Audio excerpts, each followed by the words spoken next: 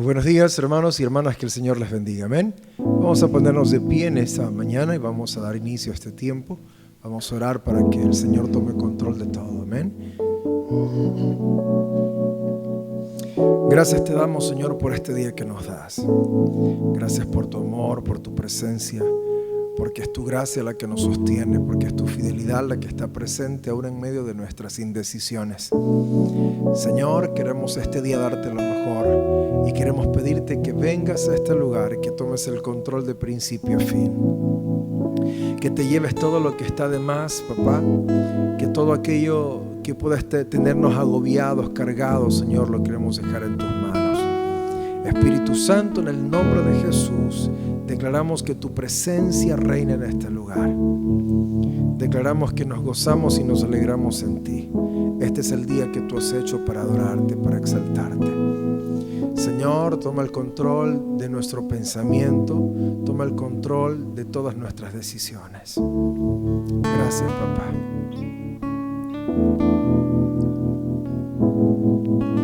Dios manda lluvia,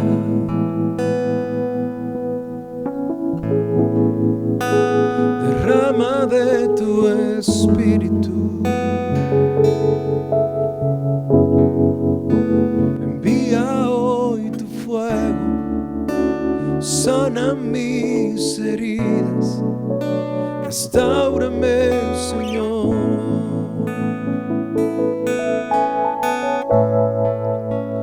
Dios manda lluvia,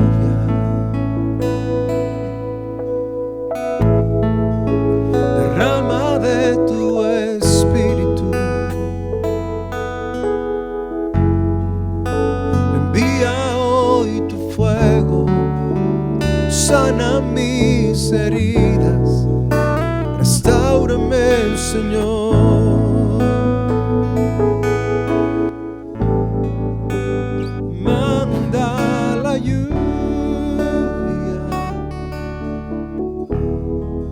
Del rocío de tu amor,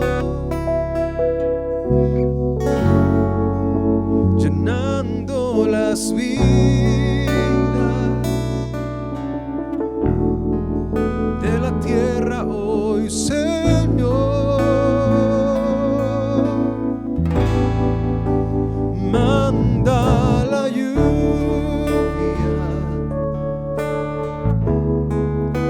rocío de tu amor,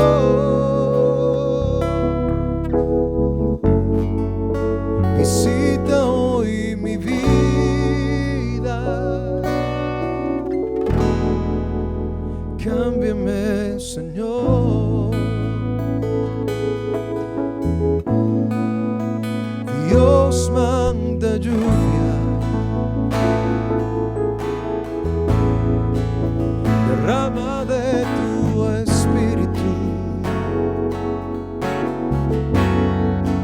enciende hoy tu fuego, sana mis heridas, restáurame, Señor. Dilo conmigo, Dios manda lluvia, Dios manda lluvia, derrama de tu espíritu, envía hoy tu fuego, sana mis heridas, restáurame, Señor. Manda la lluvia, manda la lluvia, del rocío de tu amor,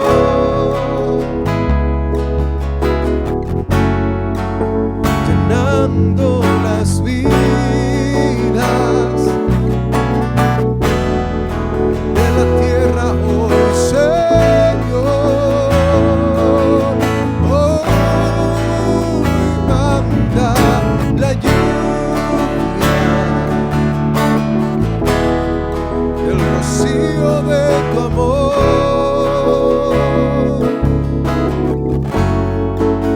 visita hoy mi vida,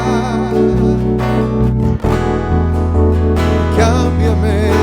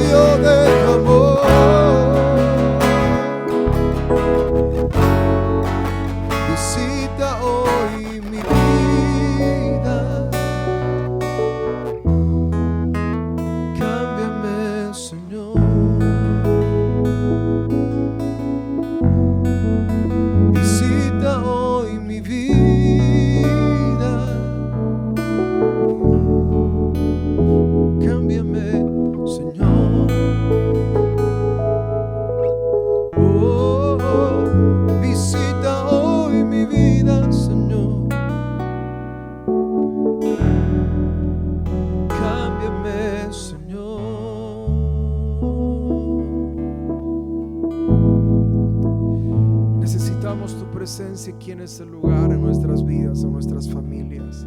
Necesitamos tu presencia en esta nación. Tu sola presencia puede transformarlo todo, papá. Cámbiame, Señor. Dile tus propias palabras: visita mi vida, Señor. Visita hoy mi vida. Cámbiame. Y cámbiame, Señor. Ven. Visita hoy mi vida, mi casa, mi familia y todo lo que tengo. Cámbiame, Señor.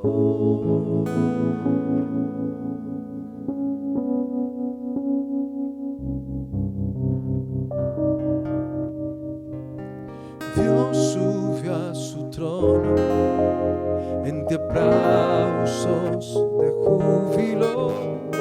Dios subió a su trono, la trompeta sonando está. La tierra le alaba, sus hijos le adoran, toda su creación le canta. La tierra le alaba, sus hijos le adoran, toda su creación le... Puedes levantar tus manos al cielo y decirlo conmigo: eres grande, eres el Señor, y toda la tierra te rinde adoración. Tu nombre exaltamos, no hay otro Dios como tú.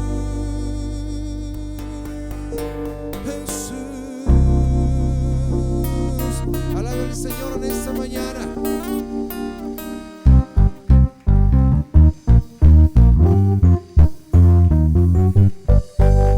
te exaltamos, Señor. Dígalo. Dios sube a su trono, entre aplausos de júbilo. Dios sube a su trono, la trompeta sonando está. La tierra le alaba, sus hijos le adoran, toda su creación le canta. La tierra le alaba, sus hijos le adoran, toda su creación le canta. Eres grande, eres el Señor, y toda la tierra te rinde adoración. Tu nombre exaltamos, no hay otro Dios como tú. Eres grande, eres grande, eres el Señor, y toda la tierra. Tu nombre exaltamos, no hay otro Dios como tú. Jesús, no hay nadie como tú, Señor. Nadie como tú.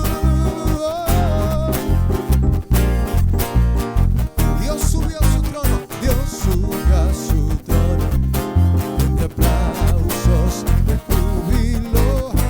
Dios subió a su trono, la trompeta sonando está. La tierra le alaba, sus hijos le adoran, toda su creación le canta. La tierra le alaba, sus hijos le adoran, toda su creación le canta. Eres grande, eres el Señor, y toda la tierra rinde adoración. Tu nombre exaltamos, no hay otro Dios como tú. Eres grande, eres el Señor, y toda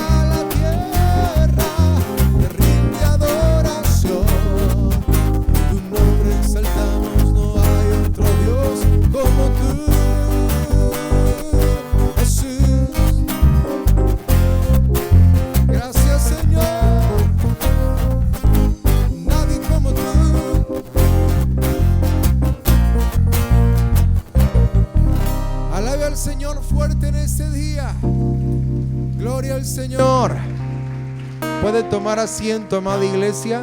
Nos gozamos en nuestro Dios. Amén. Muy buenos días, amada iglesia del Señor. ¿Qué tal si le damos otro fuerte aplauso a nuestro buen Dios? Amén, amén. Muchas gracias, mis amados hermanos, por acompañarnos en esta mañana. Vámonos rápidamente a la palabra de nuestro buen Dios, dándoles la cordial bienvenida a cada uno de ustedes a la casa del Señor. Amén. También a aquellos que se conectan con nosotros a través de las redes sociales, le damos la cordial bienvenida. Saludos y bendiciones desde Machala, Ecuador. Que Dios les bendiga rica y abundantemente. Vámonos rápidamente a la palabra de nuestro buen Dios, Apocalipsis capítulo 1, versículo 11. Ojalá tuviera un par de horas para estar con ustedes hablando sobre esta riqueza espiritual que es lo que hemos denominado como una nueva serie de estudios, las 7 iglesias del Apocalipsis. Qué interesante tema. He estado estudiando toda la semana, recordando muchas cosas preciosas que tiene la palabra del Señor para nosotros. Y yo creo que esta es una buena palabra para este tiempo sobre todo, ¿no? Apocalipsis capítulo 1, versículos 9 al 11. Yo, Juan, vuestro hermano y copartícipe vuestro en la tribulación, en el reino y en la paciencia de Jesucristo, estaba en la isla de Patmos. ¿Dónde estaba? ¿Qué estaría tal vez de turismo? Tal vez estaba... ¿Qué estaba haciendo Juan, el apóstol Juan en Patmos? Diga conmigo, estaba encarcelado. Era prisionero, ¿no? Estaba encarcelado en una de las islas más peligrosas del Mediterráneo. Allá estaba él simplemente por la causa del Señor Jesucristo, ¿no? Su pecado, su ilegalidad era simplemente hablar del evangelio de Jesucristo. Y estando él en la isla de Patmos, por causa de la palabra de Dios y el testimonio de Jesucristo, yo estaba en el Espíritu, diga conmigo, en el Espíritu. Es decir, Juan recibe una visión de parte de Dios y dice: en el día del Señor, y oí detrás de mí una gran voz como de trompeta que decía: yo soy el alfa y la omega, el primero y el último. Escribe en un libro lo que ves y envíalo a las 7 iglesias. Diga conmigo, 7 iglesias. A las 7 iglesias que están en Asia: a Éfeso, Esmirna, Pérgamo, Tiatira, Sardis, Filadelfia y la Odisea. Interesante, ¿no? Esta visión. Recuerde que la palabra Apocalipsis significa revelación. Y estando en esta isla, el apóstol Juan recibe esta revelación de parte de nuestro buen Dios. Y le dice: escribe lo que vas a ver y escribe el mensaje que le voy a dar a mis 7 iglesias. El propósito de estas cartas que el Señor Jesús le da al apóstol Juan para sus iglesias tienen un triple propósito. Es decir, hay 3 propósitos muy importantes por el cual el Señor le dice al apóstol Juan que escriba estas cartas para cada una de las iglesias que estaban ubicadas en la región de Asia Menor, lo que hoy en la actualidad conocemos como el país de Turquía. Habían muchas iglesias ahí también estaba la iglesia de Colosas, la iglesia de Corinto, pero habían 7 iglesias muy representativas, muy importantes. Número 1, primer propósito, que estaban pasando un estado espiritual muy especial en ese momento cuando el Señor le da el mensaje al apóstol Juan allá en Patmos. Número 2, luego también estas iglesias representan cada periodo de la historia de la iglesia, donde cada periodo significa un tiempo de representatividad de la iglesia en toda la historia sobre esta tierra, en toda su historia sobre esta tierra.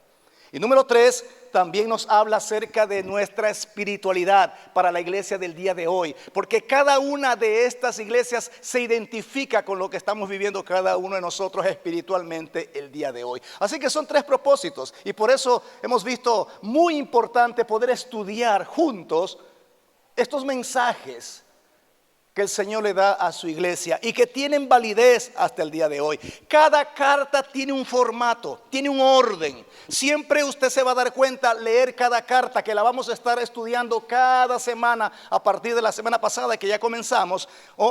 Cada carta tiene un orden, un formato. Comienza con una presentación, continúa con un elogio, luego viene una reprensión, un llamado de atención, luego viene un consejo y cada carta siempre, como lo hace el Señor Jesucristo, cada carta termina con una promesa. Diga conmigo, con una promesa. Luego de la iglesia de Éfeso, que representa, que lo vimos la semana pasada, que representa la iglesia en el periodo apostólico. Esta es la iglesia primitiva. La iglesia de Éfeso era la iglesia número 1, la más representativa. De hecho, Éfeso significa deseable. Esta era una iglesia muy deseable, tenía una doctrina muy sana. Eran los mismos apóstoles los que predicaban en esa iglesia, ¿no? De eso hablamos la semana pasada, ¿no?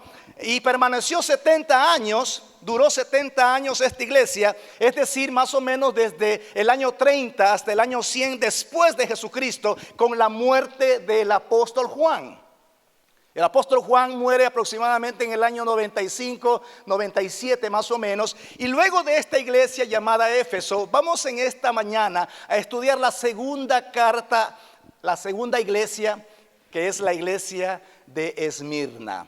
Diga conmigo, la iglesia perseguida. Eso. La iglesia de Esmirna representa a la iglesia perseguida. Ya todos los apóstoles en su mayoría ya habían muerto. Ya la iglesia apostólica, la iglesia primitiva, ya había pasado, ya habían muerto la mayoría de los apóstoles, ¿no? Y es esta la iglesia que viene a continuación, la iglesia de Esmirna, la que el Señor quiere utilizar para enseñarnos que a pesar de la persecución debemos de seguir perseverando y seguir creyéndole al Señor. Nótese que le digo creyéndole al Señor, no creyendo en el Señor, creyéndole al Señor.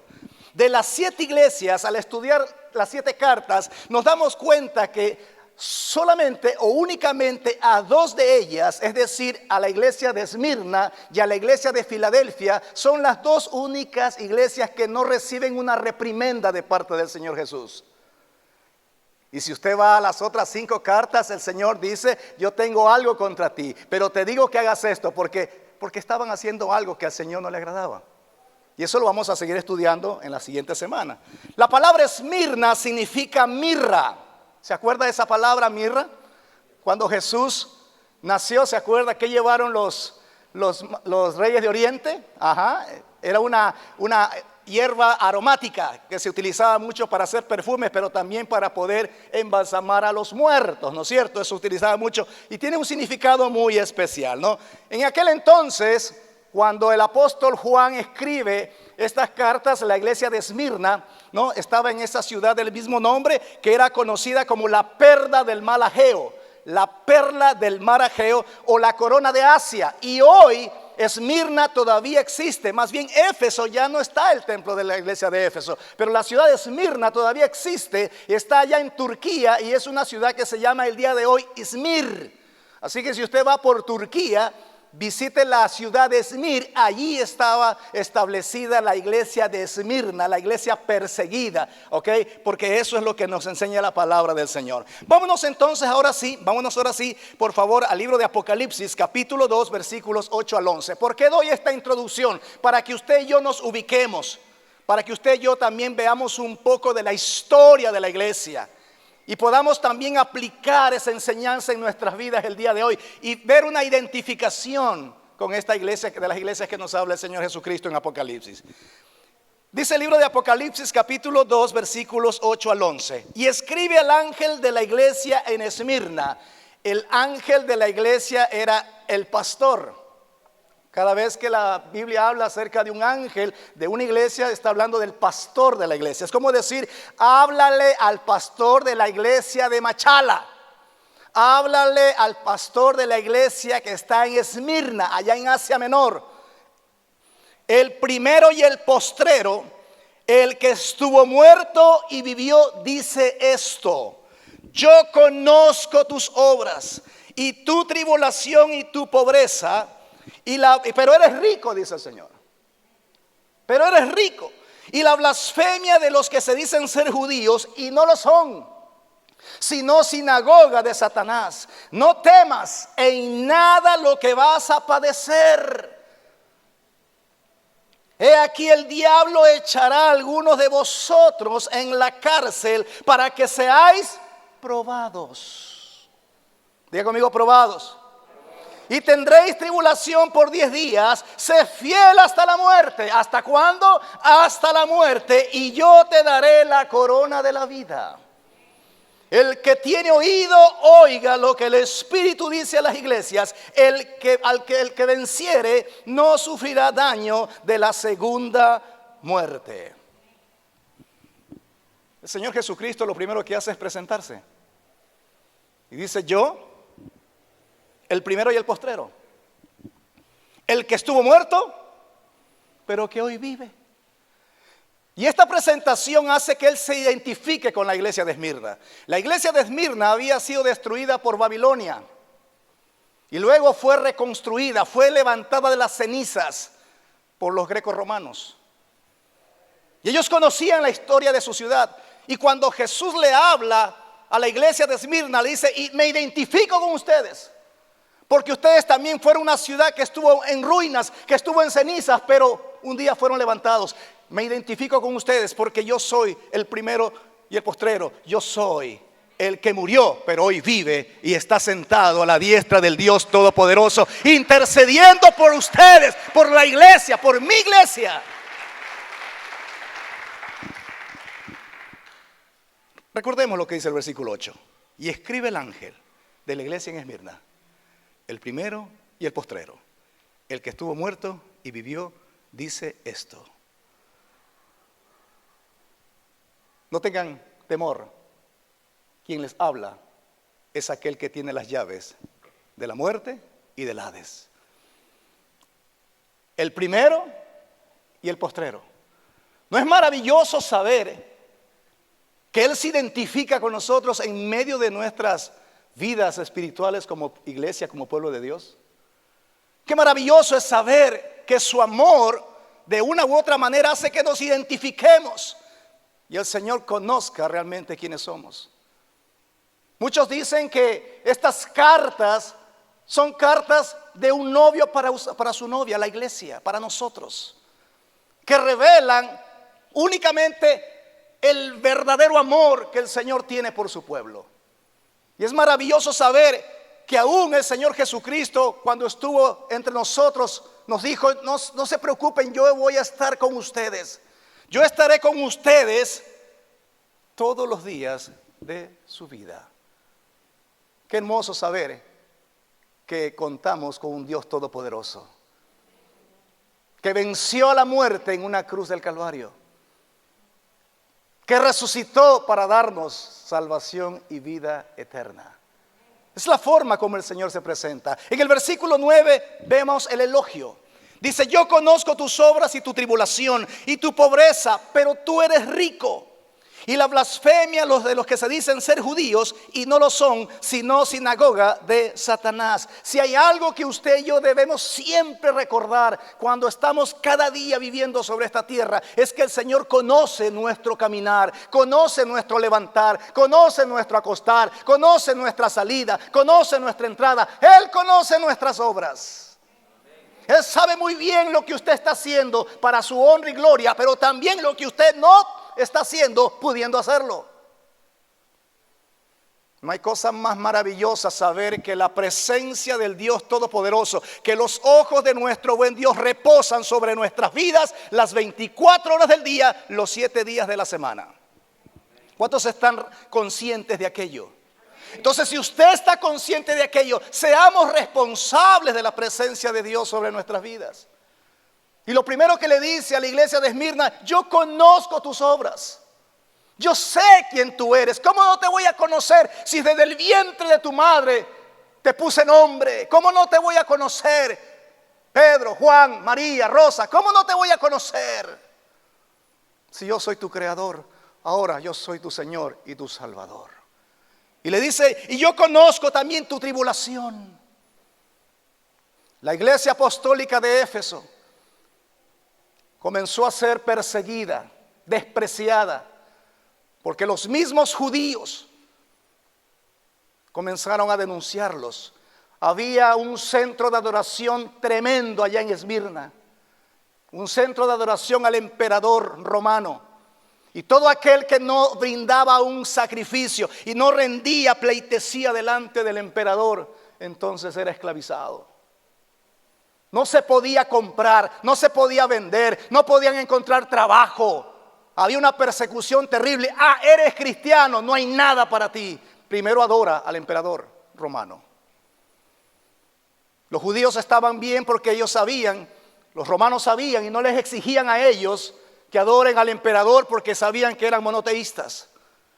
Pero los judíos comenzaron a denunciar, no nos confundan, ellos son cristianos, nosotros somos judíos, no tenemos nada que ver con ellos, así que a ellos exíjale nomás que adoren al emperador, porque no son judíos. Y comenzó la persecución, terrible.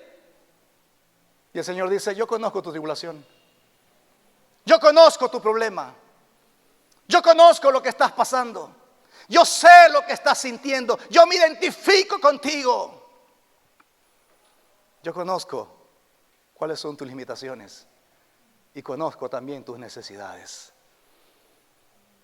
Qué interesante cómo el Señor, de una u otra manera, su amor hace que nos identifiquemos con Él.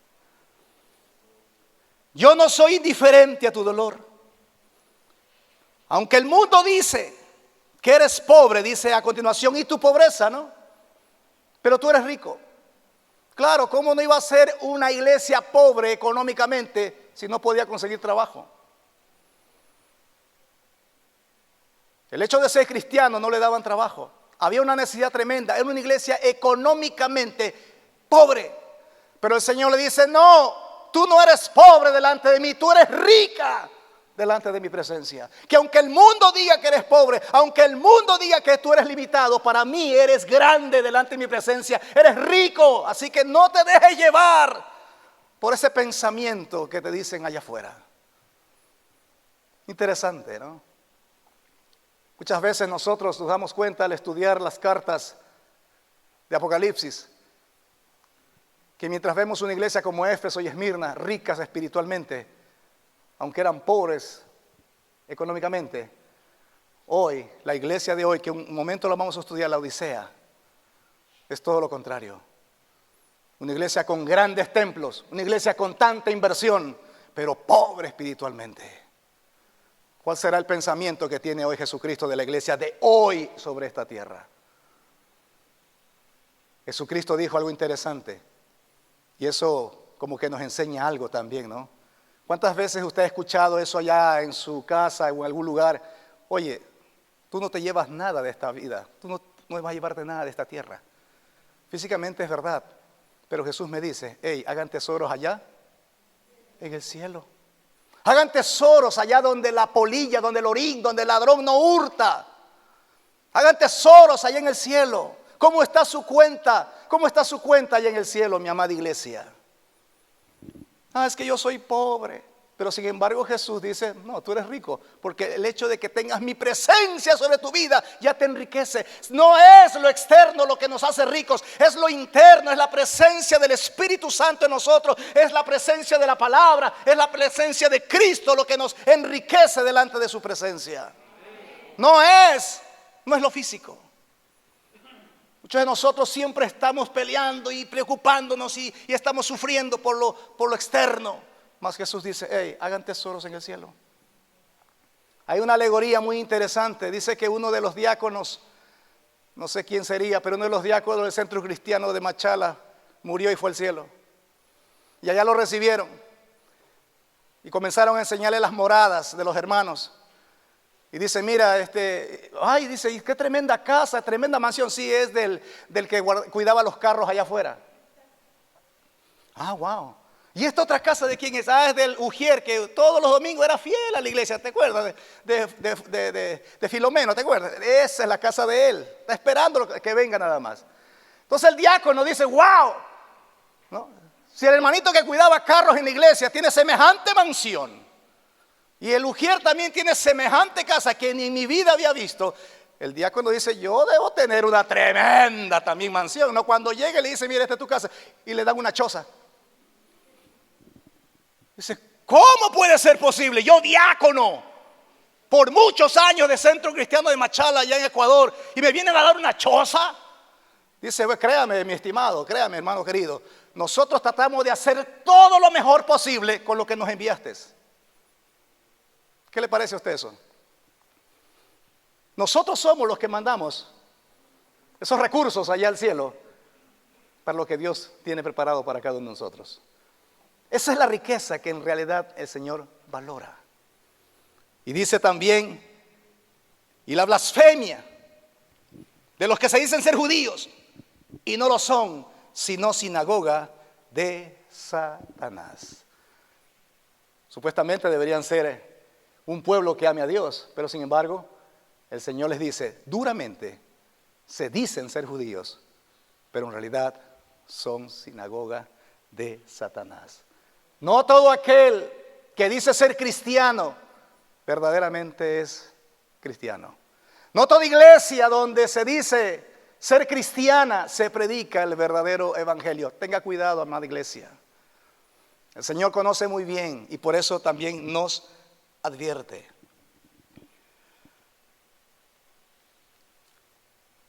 Policarpo era el obispo, el anciano de la iglesia allá en Esmirna. Y por el hecho de servirle al Señor, también fue obligado a adorar y hacer ofrenda al emperador romano. Mas cuando fue llevado a ese lugar de adoración al emperador, él se negó y dijo, no lo voy a hacer, porque el único que merece toda mi adoración es el Señor a quien yo sirvo. Y le dijeron, pero tú eres una buena persona, tú eres un buen hombre, solo haz eso, nada más.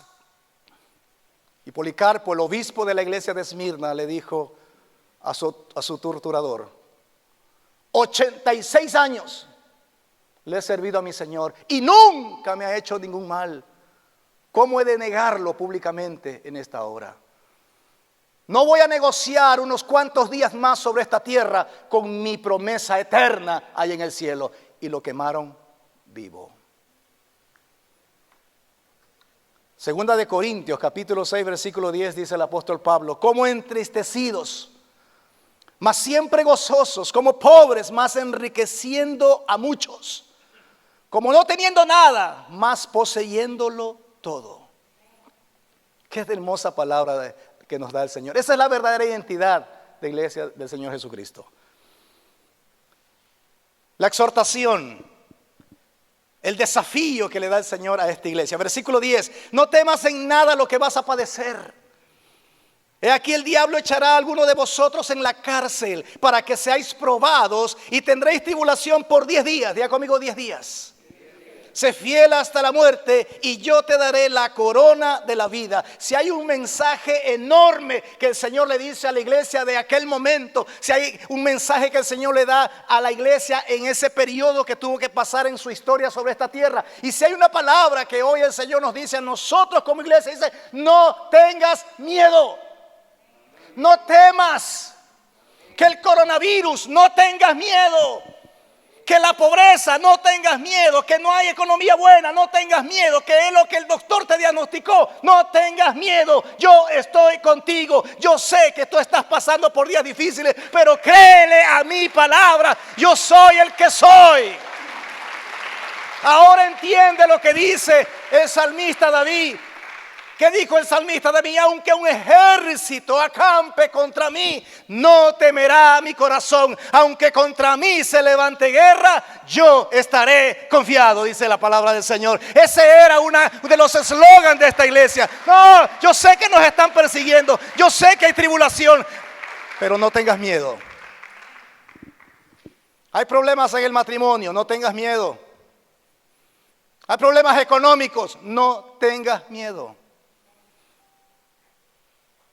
El banco te va a quitar la casa, no tengas miedo. Créele al Señor. Cada vez la situación se pone difícil, la pandemia no tengas miedo. Cristo es más grande que la pandemia. Jesús es el Rey de Reyes y el Señor de Señores. Nada se le escapa a Él porque Él es Dios. Y Él ha vencido por cada uno de nosotros. Y somos más que vencedores en Cristo Jesús. Amén. Esa es la palabra de ánimo que Cristo tiene para su pueblo, que Cristo tiene para su iglesia. No tengas miedo. Dice la palabra, y aquí el diablo echará a alguno de vosotros a la cárcel. ¿Cuántos de los que están aquí, levante la mano honestamente, en todos sus años como cristiano, levante la mano? Yo sé que aquí hay gente de muchos años en el evangelio, 10, 15, 20, 30, 40 años de evangelio. Solamente dígame una cosa, ¿cuántos de ustedes que están mucho tiempo caminando como pueblo de Dios aquí en Machala ha ido a la cárcel por predicar la palabra? Levante la mano. Ni uno ha ido a la cárcel. Pero a predicar, no porque estuvo predicándolo con sentenciar. No estoy diciendo que fuiste a predicar. Estoy hablando que por hablar de Cristo te denunciaron y te llevaron a la cárcel. Eso no. Yo también he predicado en la cárcel. Yo levanté la red de hombres cristianos en la cárcel de Cuenca, allá en esa tremenda cárcel terrible. No pregunté cuántos han ido a la cárcel. ¿Cuántos han ido a la cárcel por la causa de Jesucristo? Que por estar predicando el evangelio en la calle lo cogieron y le metieron palo y dije, vamos, cuando aquí no me esté haciendo alboroto aquí. ¿A usted le ha pasado eso? A nadie. ¿Será por eso que no valoramos tanto el servir a Dios? ¿Será por eso que no valoramos tanto su presencia? ¿Será por eso que nos cuesta venir a la iglesia? Porque no pagamos un precio. Estamos súper cómodos. Esta gente para predicar la palabra de Jesús pagó un precio. Eran perseguidos. No tenían que comer, pero aún así alababan y glorificaban y servían al Rey de Reyes y Señor de Señores. El doctor Diff dijo algo muy interesante. Aceptar a Cristo no cuesta nada. Caminar con Cristo cuesta algo, pero servirle a Cristo lo cuesta todo y aún la vida.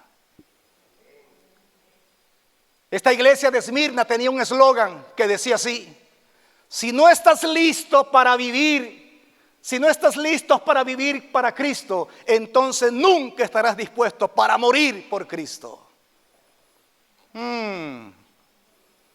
¿Qué hacía? ¿Qué tenían ellos?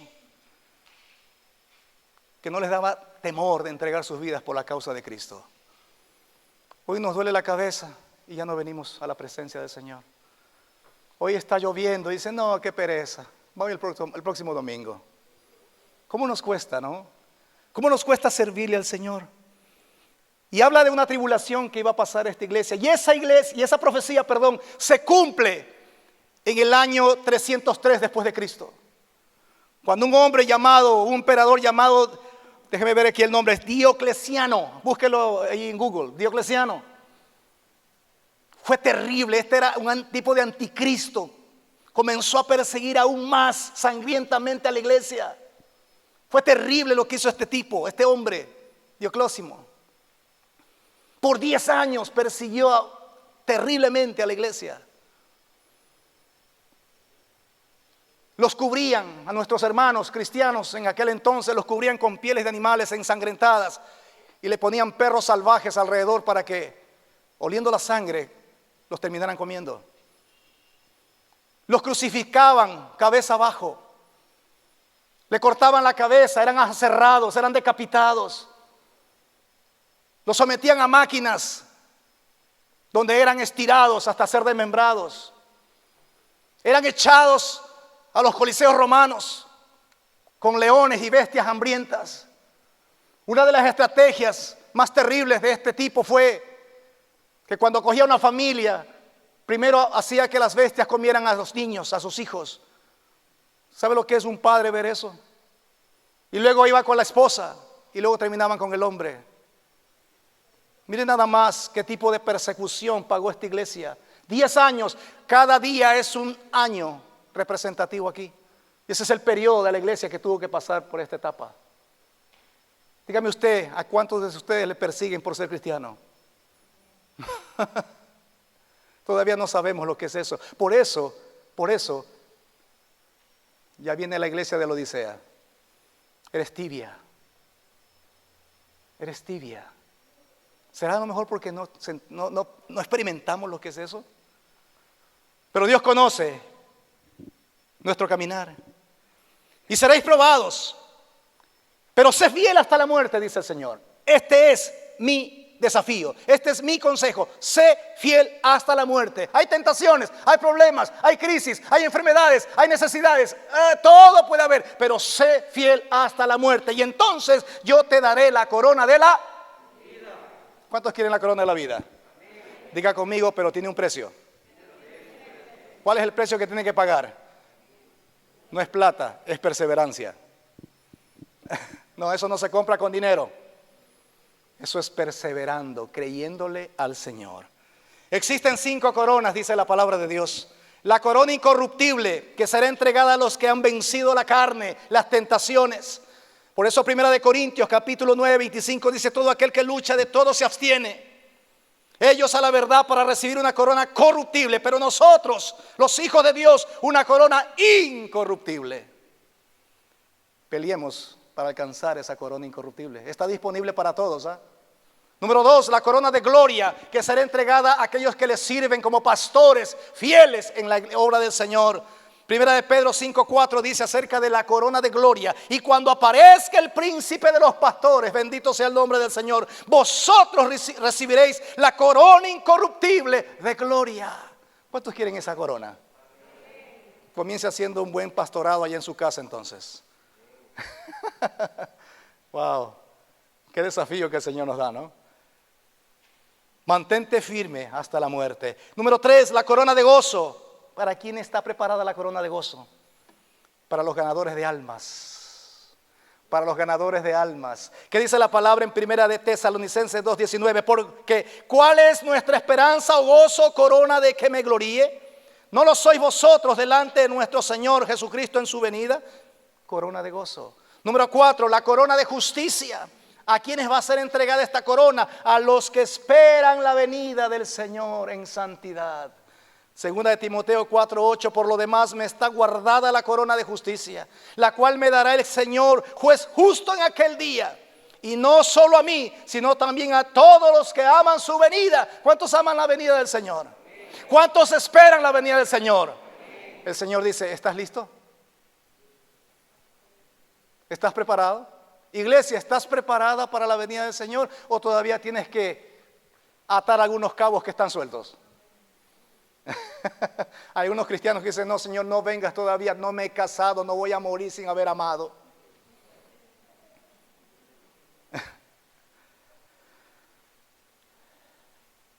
Número 5, la corona de la vida. Por eso en el versículo 10 de esta porción bíblica que he leído dice: sé fiel hasta la muerte y te daré la corona de la vida. Esta corona será entregada a los que vencen las pruebas por amor a Cristo. Aquellos que perseveran a pesar de la persecución. Hay una corona de vida que está preparada allá en el cielo para cada uno de nosotros. Cuenta la historia que había una lista grande de cristianos que iban a ser quemados en una hoguera. Y había una hermana que estaba adelante y atrás había unos jóvenes. Usted se imagina cuando estamos una persona sentenciada. La carne es débil y hay miedo, ¿no? Y dice que estos jóvenes le dijeron a la hermana: hermana, no sea mala, vamos a morir, pero ayúdenos con algo. Hasta el último momento de vida que usted tenga, de suspiro en su vida, si usted siente la presencia de Dios, háganos un gran favor. En el momento que esté ya para morir, levante su mano y háganos así. Y eso será una señal para saber que lo que hemos creído no ha sido en vano. Y así fue. Primero la quemaron a ella. Y estando siendo consumida por el fuego en esa hoguera, en su último instante tuvo la fortaleza para levantar la mano, y los muchachos estaban mirando desde atrás. Levantó su mano e hizo así. Cuando de pronto ella comienza y hace ahora así. Y dice: tranquilos, hay victoria en Cristo Jesús. Aleluya. No solamente que Él existe, sino que hay victoria también en Cristo Jesús, a pesar de la hoguera, a pesar del fuego. Yo sé que el Señor sabe muy bien que hay muchos que están siendo probados en esta iglesia, pero hay victoria en Cristo Jesús. Él camina con nosotros. Él no es indiferente a nuestras necesidades. Él sabe muy bien lo que usted está pasando. Él sabe muy bien lo que usted está viviendo, porque en Cristo Jesús somos más que vencedores. Por último, la promesa. ¿Se acuerda que le dije que había un formato? Presentación, elogio, llamado de atención. ¿Ok? Vamos a la promesa. Vámonos ahora a la promesa que Cristo le da a la iglesia de Esmirna, a la iglesia perseguida. Versículo 11. Y el que tiene oído, oiga lo que el Espíritu dice a las iglesias. El que venciere no sufrirá daño de la segunda muerte. El que tiene oídos para oír, no está hablando del oído físico, está hablando del oído espiritual. ¿Y quién puede escuchar con oído espiritual? Los nuevos nacidos en Cristo Jesús. Así que si usted es una nueva criatura, si usted ha nacido de nuevo en Cristo Jesús, usted tiene un oído espiritual. Así que escuche lo que el Espíritu le está hablando en esta mañana. Porque al que venciere no sufrirá daño de la segunda muerte. ¿Cuál es la segunda muerte? Apocalipsis 20:14. Y la muerte y el Hades fueron lanzados al lago de fuego. Esta es la segunda muerte. Si hay algo que hace al infierno insoportable, no es el fuego, no es el azufre, no es la oscuridad, es la falta de la presencia del Dios Todopoderoso. Eso lo hace insoportable al infierno. Y de hecho, infierno significa ausencia de presencia de Dios. Hay muchos matrimonios que son un infierno. ¿Sabe por qué? Porque Dios no está en ese matrimonio. Hay muchas familias que parecen un infierno. No está la presencia de Dios. Hay economías donde parece un infierno esa economía. No hay presencia de Dios. Hay ciudades que parecen infierno. ¿Cómo no va a parecer un infierno si no hay presencia de Dios? Al que venciere, la segunda muerte no tiene autoridad sobre él. Existen únicamente para Dios dos tipos de personas en esta tierra. Los que nacemos dos veces y morimos una vez, y el otro grupo, los que nacen una vez y mueren dos veces. Al que venciere, la segunda muerte no tendrá autoridad sobre él. No sufrirá daño de la segunda muerte. ¿De qué muerte me está hablando Jesucristo? De la muerte eterna. Todos tenemos que experimentar la muerte física, pero aquellos que hemos nacido dos veces solamente experimentaremos la muerte física y tendremos a continuación la vida eterna. ¿A qué grupo usted pertenece? Eso lo define usted, no lo define el Señor ni el pastor de la iglesia. ¿A qué grupo le pertenece usted? Para Dios hay solo dos grupos de personas en esta vida: los que nacen dos veces y mueren una vez, los que nacen una vez y mueren dos veces. La decisión la tiene usted. Termino con esto. El tiempo es mi peor enemigo. Termino con esto, qué pena. En una iglesia en Centroamérica, en tiempo de la guerrilla, ubique el país usted, no voy a dar nombres. En una iglesia muy humilde, se congregó un día domingo la congregación y estaba llena la iglesia. Y de pronto, en media celebración, irrumpieron con disparos, con gritos, con blasfemias y entraron al templo y amenazaron a toda la iglesia que si seguían en ese lugar lo iban a matar. Era una guerrilla. Y todos fueron amenazados y puestos sobre las paredes. Y le dijo: le vamos a dar un minuto a todos ustedes que se han congregado. Les voy a dar un minuto para que tomen una decisión. O se queda y muere, o se va a su casa. Quedaron dos, el pastor y un servidor. Una vez que toda la iglesia había salido, una vez que todas las personas habían salido de ese templo, se quitaron las capuchas, los guerrilleros, amontonaron las metralletas, las pistolas, y le dijeron al pastor: pastor, predíquenos, porque ahora sabemos que aquí están los verdaderos cristianos. ¿Qué pasaría si eso sucede en el Centro Cristiano de Machala? ¿Se queda o se va? Ay, pastor, pero si en esta iglesia no hay ni amor. Ay, pero si en esta iglesia el pastor no me llama a ver cómo estoy, ni sabe lo que le pasa a su ovejita. Somos una iglesia aniñada, y usted me entiende muy bien esa palabra. A los que nos están viendo fuera del país, aniñada significa muy cómoda. ¿Será acaso porque no hemos pagado un precio que nos cuesta servirle a Dios? Caminamos como una iglesia que el Señor tiene que estarnos rogando. Ven a mi presencia. No seas malo, ven. Yo te extraño. Ellos no esperaban que el Señor les rogara. Ellos le rogaban al Señor por su presencia. Esa alegoría es verdad, lo que le acabo de contar. No es un cuento. Sucedió en Centroamérica. El pastor no tuvo opción. Dijo, ¿qué te puedo decir yo? ¿No? Y le dijo, bueno, entonces, pastor, ahora sí, predíquenos la palabra, porque ahora sí estamos entre cristianos. Tengo un video para presentar. Tengo 5 minutos más, o ya se quedó el minuto. Tengo un video. Vamos a presentar este video. Escuche, la iglesia de Esmirna hoy todavía existe, pero no es la iglesia ecuatoriana. La iglesia de Esmirna todavía hoy existe. Yo le dije que había 3 propósitos al comienzo, ¿se acuerda? La iglesia de aquel entonces, los 7 periodos que la iglesia tiene que pasar sobre esta tierra, desde la muerte del apóstol Juan hasta el retorno, hasta la segunda venida de Jesucristo, que todavía no se cierra con la iglesia de la Odisea, que somos nosotros. Prepárese para ese mensaje, prepárese.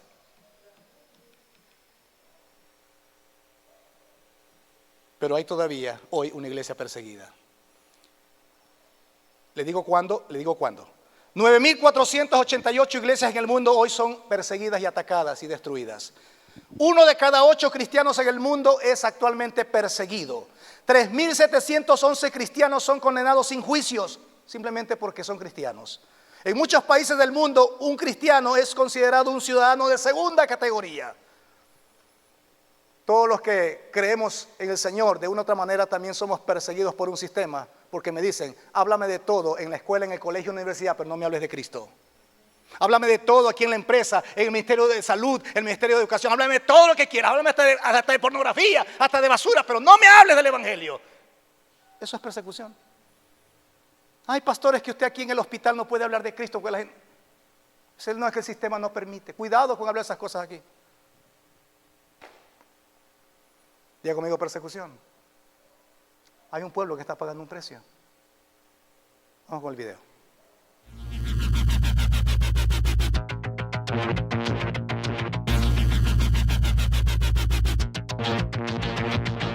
Vivimos en una época donde se habla mucho sobre libertad y derechos humanos. Pero, ¿qué significa la libertad para aquellos que viven aprisionados, oprimidos o amenazados sin haber cometido ningún crimen? Esta es la realidad de 260 millones de cristianos que enfrentan persecución por el simple hecho de seguir a Jesucristo. Hoy, 1 de cada 8 cristianos es perseguido alrededor del mundo. Hace más de 60 años, Puertas Abiertas apoya a la iglesia perseguida a nivel global y desde 1993 publica la lista de los 50 países donde los cristianos son los más perseguidos, la lista mundial de la persecución. A lo largo de los siglos, la iglesia ha sido atacada y reprimida, y aunque los métodos han cambiado, el objetivo continúa siendo el mismo: exterminar a los seguidores de Cristo. La hostilidad contra los creyentes proviene tanto desde la presión de gobiernos autoritarios como del radicalismo religioso e incluso la discriminación de la propia familia. El extremismo islámico es sin duda una de las fuentes de persecución más predominante en diversas regiones, como el Medio Oriente, donde la Iglesia lucha por permanecer firme ante los conflictos de guerra, el fuego cruzado y la intolerancia religiosa. En África subsahariana, los cristianos soportan los más violentos ataques liderados por grupos radicales, tales como el Boko Haram y los Fulani. En el continente asiático, El poder del comunismo alimenta a los grupos ideológicos y es la base de gobiernos dictatoriales como Corea del Norte, que ocupa el primer lugar en el ranking desde 2002. Este es el país más peligroso del mundo para ser cristiano. En India, el nacionalismo exacerbado ha promovido los ataques contra las iglesias, la quema de Biblias y el maltrato de los cristianos. El actual partido político expresó públicamente su deseo de eliminar a los discípulos de Jesús hasta el año 2021. Aunque parezca imposible, la persecución a los cristianos también está presente en Latinoamérica, donde los creyentes, principalmente en comunidades rurales sin recursos o bajo costumbres indígenas, son marginados, llegando inclusive a ser expulsados de sus tierras. Los grupos armados y el crimen organizado también actúan contra la iglesia. Sí, la persecución es real y año tras año aumenta, así como la violencia y el número de fieles e iglesias atacadas. Sin embargo, las Escrituras nos recuerdan que las tinieblas no prevalecerán contra la iglesia de Cristo, pues el Espíritu de Dios está sobre ella. Él nos ungió para predicar las buenas nuevas, liberar a los cautivos y proclamar la salvación. Y es con esta convicción que nos unimos para fortalecer a la iglesia perseguida, levantar la voz por aquellos que no pueden hacerlo y equipar al cuerpo de Cristo. Quiebra el silencio. Apoya a los cristianos perseguidos. Amada iglesia, es una realidad del día de hoy. Este dato es 2020. Es público ese video, así que no tiene restricciones. Lo puede ver usted cuando quiera. Pero nos habla de una gran realidad que está viviendo también hoy el pueblo de Dios. ¿Cuántos pueden orar por aquella iglesia que está siendo perseguida todavía? Latinoamérica, la iglesia de Latinoamérica es la esperanza en las manos de Cristo.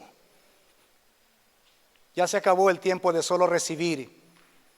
Ya se acabó el solamente esperar que vengan para que me prediquen. Hoy es tiempo de prepararnos para salir a las naciones y predicar el evangelio de Jesucristo a pesar de la persecución. ¿Está listo usted para hacer eso?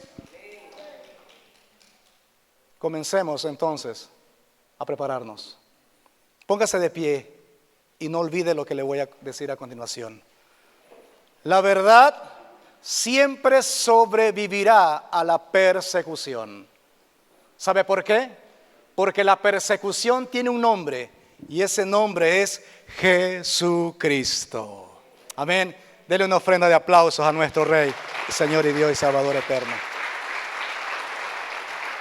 Amado Señor y Dios y Padre Celestial, gracias. Gracias por este tiempo, Señor mi Dios, de tu palabra. Qué gran enseñanza nos da la iglesia de Esmirna. Una iglesia que pagó y una iglesia que paga un precio por creer en tu palabra. Que paga un precio por servirte. Señor, ayúdanos a estar conscientes, Señor mi Dios, de lo que demanda cada día el creerle a tu palabra. Señor, sabemos que no es fácil, pero ayúdanos a crecer, ayúdanos a madurar, ayúdanos a cada día, Señor mi Dios, hacer de tu presencia nuestra prioridad. A no dejar de creerle a tu palabra porque simplemente hay cosas en nuestro entorno que tal vez no funcionan bien. Señor, ayúdanos a seguir perseverando. Gracias por tu palabra porque, Señor, tú sabes y conoces cada una de nuestras vidas. Levanta su mano y dígale al Señor: Señor, gracias porque tú me amas. Que a pesar de lo que soy, tú me sigues amando, esperando que yo pueda, Señor mi Dios, tomar la decisión de seguir perseverando a pesar de la oposición, a pesar de la persecución. Señor, ayúdanos a ser verdaderos cristianos. Ayúdanos a valorar, Señor, tu sacrificio en la cruz. Sácanos de nuestra comodidad, de nuestra indiferencia, de nuestro raciocinio. Señor, a no ver la iglesia solamente como una costumbre, sino como una necesidad diaria, Señor, cada día. A anhelar tu presencia, Señor, porque eres tú a quien nosotros necesitamos para seguir viviendo. Bendice a tu pueblo, Señor. Derrama de tu Espíritu Santo. Fortalece a aquel que está pagando un precio por creerle a tu palabra. Allí en ese trabajo, tal vez en ese barrio, tal vez en esa casa donde, Señor mi Dios, hoy está viviendo. Pero te pedimos en esta hora por la iglesia tuya que está al otro lado de este mundo. Guárdala, fortalécelos. Hay una iglesia atribulada, perseguida, Señor, en otros lugares. Hoy oramos por ellos, oramos por las misiones, oramos por los misioneros que están en todo el mundo pagando un precio. Señor mi Dios, ayúdanos siempre a recordarlos en nuestras oraciones, pero también a respaldarlos en la labor que están haciendo. Queremos un día recibir la corona de la vida, Señor. Ayúdanos a perseverar. Dígale, Señor, ayúdame a perseverar hasta la muerte. Que hasta mi último suspiro de vida, Señor, pueda seguir proclamando tu nombre. Que no haya nada ni nadie, Señor, que me pueda quitar mi fe en tu palabra, Señor. Padre, gracias te damos en esta hora. Nos ponemos en tus manos y pedimos tu bendición en Cristo Jesús. Amén y amén. ¿Cuántos le dan gracias al Señor en esta mañana? Amén.